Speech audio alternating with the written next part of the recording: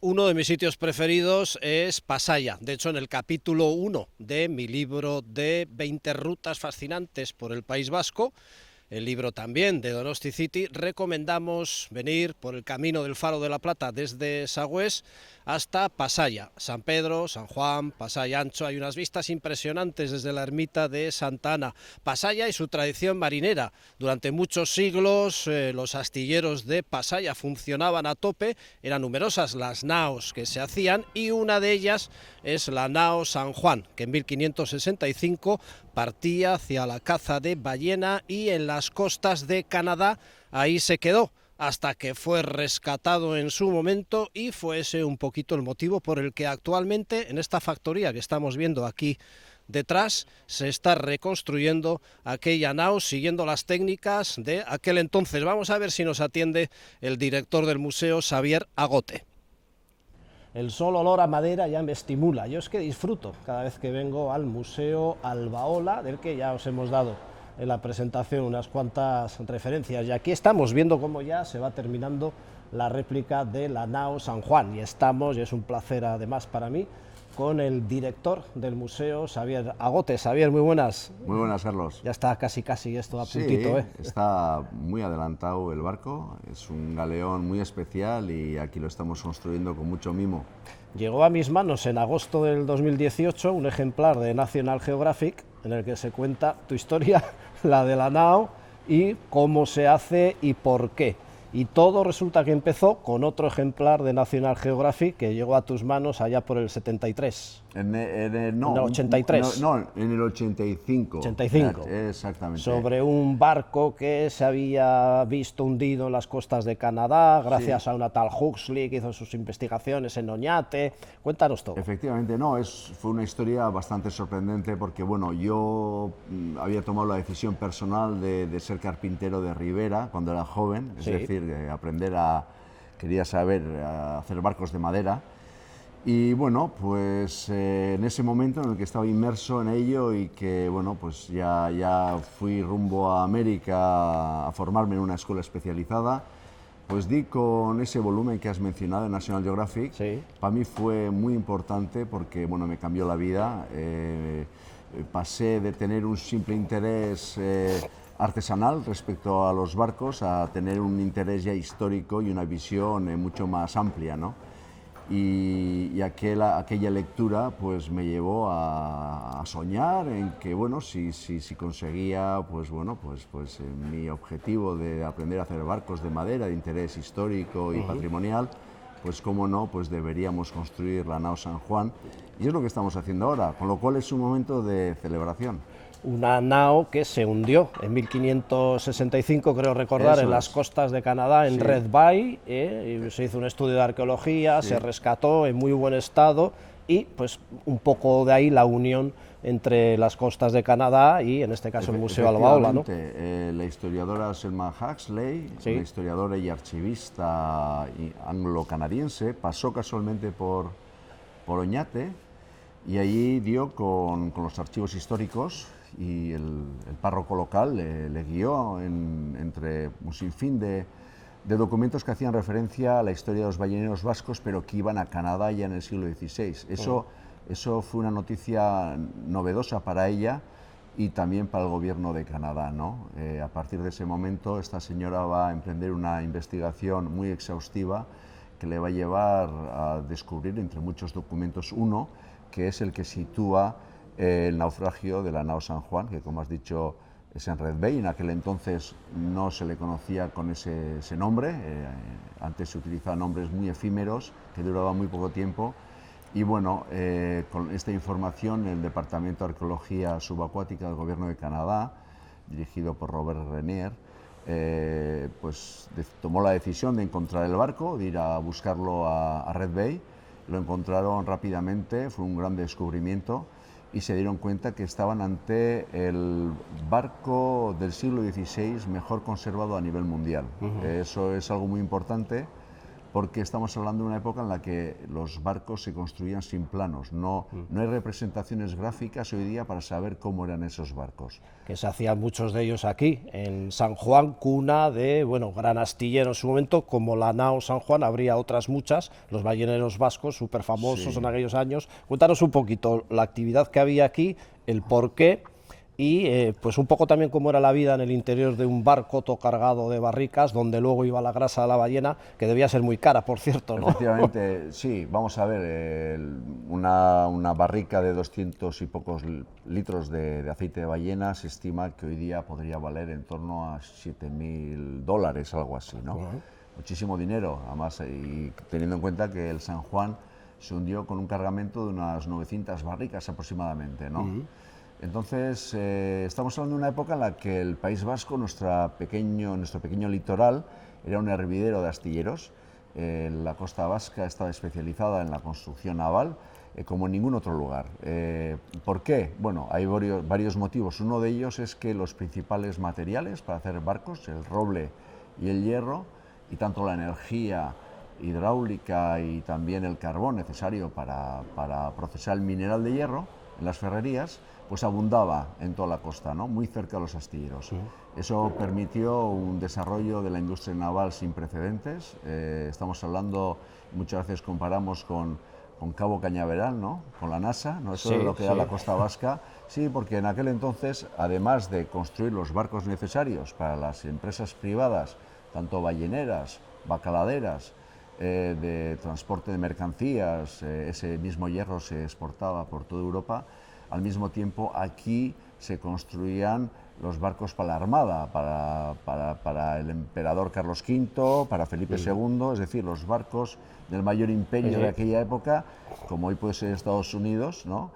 Se construían en la costa vasca, además en un momento dado hasta por decreto real también, ¿no? Entonces, estamos hablando de un lugar donde se va a desarrollar una tecnología marítima representada inmejorablemente por la nao San Juan, que es la que va a abrir los océanos a la humanidad. Fíjate qué concepto, ¿no? Sí. Estamos hablando del Renacimiento, los primeros barcos que van a ir a Norteamérica, a Centroamérica y a Sudamérica, principalmente son barcos de factura vasca, y después ya, ahora estamos conmemorando la primera vuelta al mundo del Cano, pues fíjate, el Cano va a dar la vuelta al mundo por primera vez en la nao Victoria, que es el barco de un Honda Res. Entonces, sí, ¿es cierto que se hizo en los astilleros de Zarauz o no está muy claro eso? Parece ser que no. Xavier Alberdi, que él mismo es de Zarauz y es para mí el mayor experto que tenemos. Si dice Xavier que no, sí, no, es no, que efectivamente, no. porque él es zarauztarra, es historiador marítimo, doctor en historia, en fin, él es el principal interesado en que fuese así, ¿no? Y pero no está claro. No, parece ser que no, porque bueno, él lo explicará mejor que yo. La cuestión es que lo que tenemos aquí delante de nosotros es un barco que es muy especial, que es la imagen del patrimonio subacuático de la humanidad en la UNESCO, es decir, el logotipo que presenta a todos los barcos de interés histórico del mundo, pues es la nao San Juan. Y al mismo tiempo también UNESCO pues nos otorgó el patrocinio a la construcción de este barco en el 2015, y eso es, bueno, no hay precedentes, es el primer reconstrucción de un barco histórico que ha obtenido patrocinio. Vamos, que tú dijiste aquel día que te llegó aquella revista famosa de National Geographic, esta es la mía, tengo que hacer aquí en Albaola una réplica de la nao San Juan según las técnicas de aquellos años, es decir, pues bueno, todo tal cual, algún plano, me imagino, que igual una chuletilla. Bueno, sí, sin duda, es decir, nosotros tenemos la gran suerte de disponer de un plano, pero arqueológico, es decir, del fruto de 30 años de investigación del Departamento de Arqueología del Gobierno de Canadá, que decidieron emprender una investigación sin precedentes. Nunca jamás se había investigado un barco con semejante rigor. Y afortunadamente hoy día disponemos de planos muy precisos gracias a ese gran trabajo, ¿no? Eso es algo que valoró UNESCO y por ese motivo pues, nos otorgó su patrocinio, ¿no? Porque es un hito muy importante. Estamos hablando del primer tipo de barco mercante transoceánico que une el viejo y el nuevo mundo. traéis la madera del Valle de Sacana, de los mástiles de la selva de Irati, sé que hicisteis un acuerdo con el Valle de Aezcoa, pues para de poder Salazar. coger, de Salazar, Sí. perdona, la brea de Quintanar de la Sierra, los cáñamos de zonas como Fitero, puede ser, vamos, todo Sí. según se hacía en aquellos años. Incluso habéis traído la brea en bueyes transportada Sí. desde Burgos. Es decir, esas son dinámicas que son para nosotros valores añadidos, porque bueno, no hay una necesidad de trabajar así, pero es una manera, por un lado, de redescubrir esa tecnología, de tener una visión todavía más completa y más exhaustiva, y al mismo tiempo trabajar en red lo que nos permite hoy día es establecer relaciones culturales, turísticas, de desarrollo, con comarcas que en el pasado tuvieron vínculos con esta historia que estamos contando aquí. Y gente que viene voluntaria incluso, ¿no? A aprender, una especie de escuela de Sí. carpintería, de ribera, no sé si está bien dicho Sí, así. sí, así es. Sí. La carpintería ribera es la carpintería que construye barcos, ¿eh? Sí. Mucha gente nos lo pregunta y es porque antes los barcos se hacían en las riberas de los ríos, ¿eh? Ajá. Porque ahí estaba la madera y porque ahí pues, se botaba el barco y llegaba hasta el mar fácilmente. Aquí lo que tenemos es, digamos, un entorno donde conjugamos el trabajo de los profesionales, tenemos carpinteros de ribera profesionales, tenemos una escuela que hemos creado recientemente, una escuela internacional de carpintería de ribera, donde tenemos 18 alumnos provenientes de muchísimos países del mundo, estamos hablando de Brasil, de Colombia, Estados Unidos, en Europa de Grecia, de Austria, de Alemania, de Bélgica, en fin, de diferentes países. Y después también tenemos una red de voluntariado muy, muy grande, porque lo que hacemos es abrir las puertas a todo aquel que tiene interés y que tiene el deseo de ayudarnos de la manera que sea. Ya como museo entiendo que tiene que funcionar bien, ¿no? ¿Qué metas os marcabais? ¿Ser el mejor de Guipúzcoa, uno de los mejores del País Vasco? Vamos a ver. ¿O a ver cómo va la cosa? Sí, la Factoría Marítima Albaola, es decir, es un museo astillero, pero que tiene un formato muy innovador. Es decir, no vas a encontrar un astillero museo como este en muchos kilómetros a la redonda. Y lo que queremos es que sea un hervidero de actividad. El visitante que viene aquí no viene a ver objetos. Bueno, este barco es un objeto, si quieres, pero más bien es el fruto de nuestro trabajo. Eso es lo que nosotros enseñamos. Es el trabajo, es cuáles son los secretos de la tecnología marítima que posibilitó esa gran expansión oceánica en aquel entonces, hace 500 años, y eso lo hacemos aquí in situ, en vivo, y recibimos a muchísimos visitantes, a pesar de que estamos en un lugar, bueno, muy cerquita de Donosti, a 4 kilómetros, nada. del centro, hablo del centro de Donosti. Pero claro, es un entorno industrial, hay que encontrarnos, bueno, hay que hacer un pequeño ejercicio. No bueno, turísticamente está muy bien ahora toda la zona. Vamos, está mejorando muchísimo, pero ese es el objetivo también, ¿no? Este proyecto tiene un objetivo de desarrollo.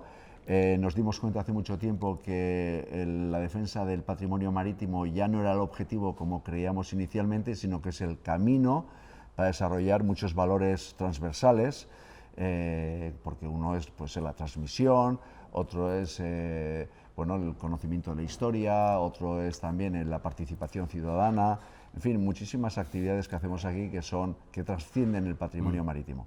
Me gustó la idea de que se haya hecho una especie de micromecenazgos, pues una empresa que patrocina un clavo, otra un palo, otra el mástil, bueno, así participa mucha gente. Eso es muy importante, ¿no? Para sí. nosotros, porque mira, somos un museo astillero que lo hemos creado nosotros mismos, es privado, pero tampoco teníamos financiación, no teníamos inicialmente, claro. Con lo cual, bueno, decidimos ponernos en contacto y abrir las puertas a las empresas para que financien el proyecto.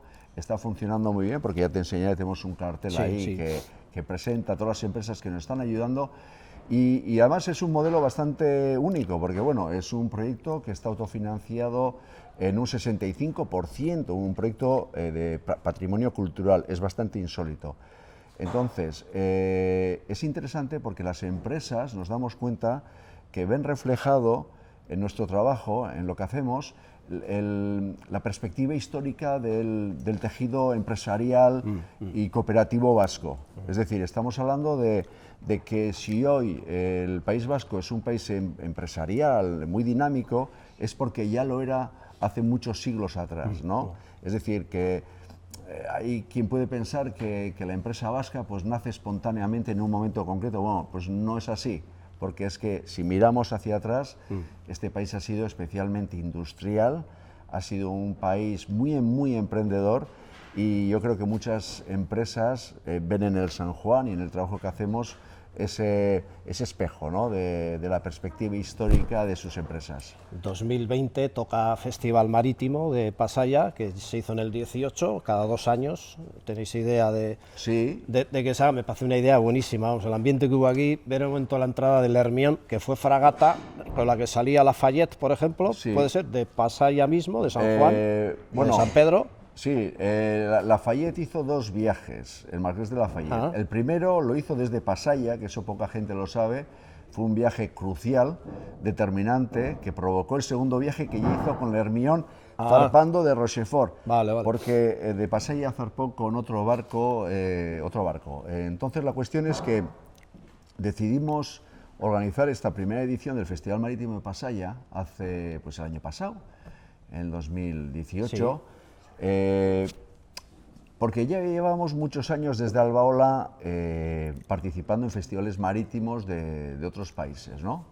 Y nos parecía un concepto súper interesante. Vamos prácticamente todos los años, vamos a Bretaña muchísimo, hemos ido a Escocia, vamos a Galicia también habitualmente y a otros países. Y lo cierto es que siempre teníamos ganas de organizar un festival marítimo aquí, pero decidimos esperar. Previamente hacía falta tejer una red de relaciones para conseguir que los barcos te conozcan, que vengan, que quieran venir. Es un festival marítimo, es un formato muy complejo. Visualmente yo creo que fue un éxito rotundo. Fue un éxito que, bueno, superó todas nuestras expectativas. Nosotros no pensábamos que iba a ser tan bien acogido, porque el flujo de visitantes fue espectacular. La gente estaba encantada y eso nos ha animado a organizar la segunda edición, que va a ser, como has dicho, el 28 de mayo al 1 de junio del 2020. Estamos ya trabajando en ello, vamos a conseguir que vengan todavía más barcos, estamos todavía mejorando, pues, el contenido del propio festival y nada, para que crezca cada 2 años. Y a ver hasta dónde llegamos, pero lo importante de un festival marítimo es celebrar la historia marítima local, ¿no? Eso es lo que queremos, y Pasaia es un puerto excepcional en ese sentido. Bellísimo. Cuando salga la nao San Juan a mar, que bueno, ese momento tiene que ser impresionante. Aquí va a haber un espacio vacío. ¿Habrá que hacer otra cosa después? ¿O qué? Vamos a ver, nosotros este proyecto no nace para construir el San Juan. Este es un proyecto que lo que quiere es recuperar ese conocimiento del pasado, ese conocimiento marítimo, y en ese sentido nosotros, con todo el conocimiento adquirido, todo el know-how que se dice hoy día, ¿verdad?, eso lo vamos a seguir aplicando en otros proyectos. Tenemos la intención de construir, una vez acabado el San Juan, la nao Victoria, en base a una investigación muy rigurosa que estamos desarrollando con diferentes especialistas. Y después, al mismo tiempo, el San Juan estará en el agua, estará navegando. Cuando no navegue será un barco museo, pero cuando navegue lo que hará es de embajador de la cultura marítima vasca. Queremos hacer el primer viaje a Canadá. Va a ser un viaje muy exigente, ¿no? Va a ser un viaje que vamos a hacerlo en un barco tal y como era en el siglo XVI, sin motor, va a ser, vamos a ver... Fantástico, experiencia. Exactamente, ¿no? Va increíble. A ser algo increíble. Yo ya no recuerdo si lo he escrito en algún artículo de mi blog o en el mismo libro que acabo de publicar, de 20 rutas fascinantes por el País Vasco. En el momento que salga la nao San Juan a la mar, y salga por la bocana del puerto de Pasaia, más de uno va a llorar. Me gustaría estar con una cámara cerca de ti, porque te tienen que salir las lágrimas seguro. Bueno, ahí va a ser un momento... Y es bueno eso también. Sí, va a ser un momento emotivo. Hombre, sí, obviamente, sí. porque este es un proyecto que nace de la ilusión, es decir, no es un encargo, es un deseo, es algo que queremos materializar para rendir homenaje a lo que este país ha sido en el pasado, ¿no? Ese hervidero de tecnología, de osadía, de arrojo, porque hay que también poner en valor el hecho que los que navegaban en este galeón, en esta nao, eran balleneros, y los balleneros vascos fueron durante siglos los únicos en Europa en cazar ballenas industrialmente. No sé si te das cuenta, Carlos, lo que eso supone. Sí, sí. Estamos hablando de la actividad más compleja que había en el mar, porque no se cazaban las ballenas desde el galeón, sino desde las chalupas que el galeón transportaba. Sí, una réplica tenéis aquí abajo. Tenemos aquí sí. abajo, efectivamente. Entonces eran pequeñas embarcaciones a remo y de 8 metros, con una tripulación de 7 personas, se aproximaban hasta la ballena y con un arpón la arponeaban. Después esta ballena lo remolcaba, como se describió en el pasado, en el siglo XVII, a la velocidad de un caballo al galope. Imagínate, como en las frías aguas de Labrador, a toda velocidad, con el riesgo de volcar la embarcación, de morir por hipotermia. Bueno, era algo asombroso, ¿no? Cogían grandes riesgos, pero al mismo tiempo también sabían que si conseguían sacar la empresa adelante, pues ganaban mucho dinero, ¿eh? Más o menos, ¿qué fecha puede ser cuando ya la veamos salir de la bocana? Vamos a ver. No el momento de salir aquí fuera, cuando ya la veamos zarpar.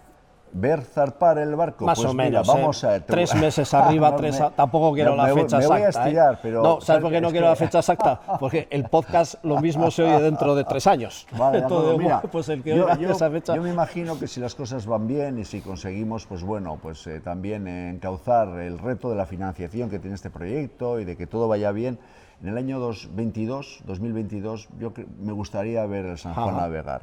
Pero claro, hay que tener en cuenta que bueno, es un proyecto el nuestro que tiene su inestabilidad o precariedad económica también, que tenemos que trabajar todos los días y buscar los apoyos necesarios y para sacar el proyecto adelante. Entonces, bueno, quiero decir que no es un formato cerrado y que bueno, pues si las cosas van bien y como queremos, en el año 22 podríamos estar navegando, deseo que rumbo a Canadá. Pues que lo veamos. Muchas gracias, Javier. Carlos. Hasta otra.